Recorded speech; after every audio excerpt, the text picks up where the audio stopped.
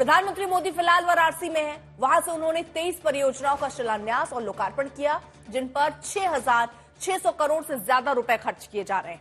प्रधानमंत्री ने साफ कर दिया कि अगर भारत की अर्थव्यवस्था को दुनिया में तीसरे नंबर पर पहुंचाना है तो यूपी की अर्थव्यवस्था की रफ्तार तेज होनी चाहिए। और इसी सिलसिले में प्रधानमंत्री मोदी की प्रामाणिकता के केंद्र में यूपी का विकास है। लेकिन इस विकास यात्रा को विपक्ष दूसरे चश्मे से देख रहा है। हालांकि अगले महीने यूपी के 9 विधानसभा क्षेत्र में उपचुनाव होने हैं।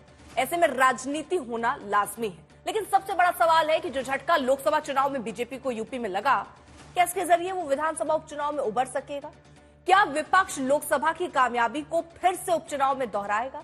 क्या सिर्फ विकास के रास्ते चुनाव जीते जा सकते हैं? क्या प्रधानमंत्री मोदी काशी के जरिए यूपी को संदेश दे रहे हैं? आज सभी सवालों पर होगी बड़ी बहस, लेकिन सबसे पहले देखिए ये रिपोर्ट।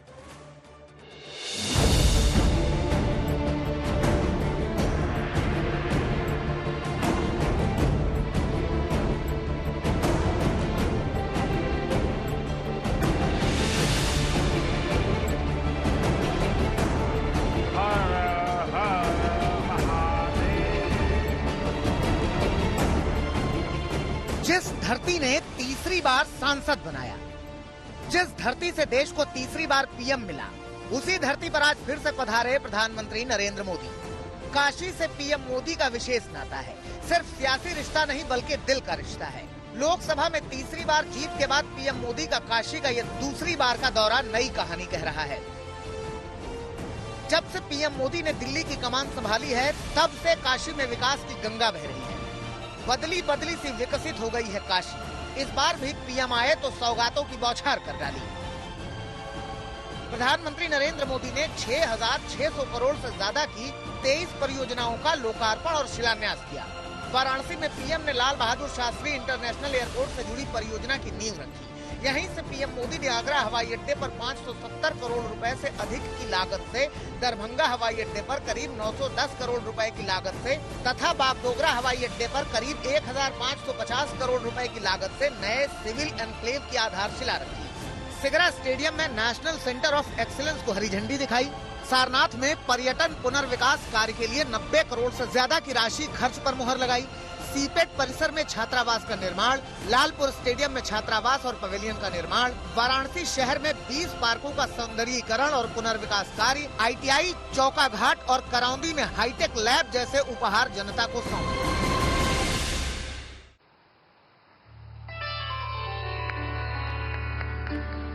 वाराणसी में सबसे पहले पीएम मोदी 90 करोड़ की लागत से बने आरजे शंकर नेत्र अस्पताल का लोकार्पण किया। शंकराचार्य स्वामी शंकर विजयेंद्र सरस्वती से मुलाकात की, हालचाल जाना और इसके बाद पीएम ने पूरे अस्पताल को घूमकर देखा। आरजे शंकरा नेत्र अस्पताल वाराणसी और इस क्षेत्र के अनेकों लोगों के जीवन से अंधकार दूर करेगा, उन्हें प्रकाश की ओर ले जाएगा। मैं अभी इस नेत्र अस्पताल को देखकर आया हूं। एक प्रकार से ये आध्यात्मिकता और आधुनिकता का संगम है। ये अस्पताल बुजुर्गों की भी सेवा करेगा और बच्चों को भी नई रोशनी देगा। पीएम मोदी के विकास के केंद्र में धार्मिक पर्यटन हमेशा से रहा है।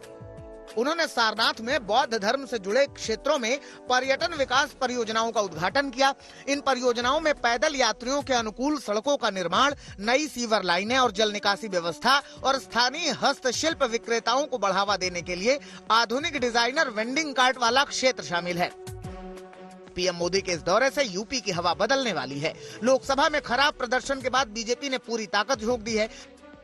आदरणीय मोदी जी तो वही हैं, ये उन्होंने घोषणा किया था, भाइयों बहनों सरकार बनाओ, 2 करोड़ नौकरी हर साल। तो 10 साल तो बीत गया, 20 करोड़ नौकरी होना चाहिए। तो 20 करोड़ नौकरी कौन कहे? जिनको नौकरी मिली है वो भी जा रही है। भाइयों बहनों हमारी सरकार बनाओ, किसानों की आमदनी दूनी होगी।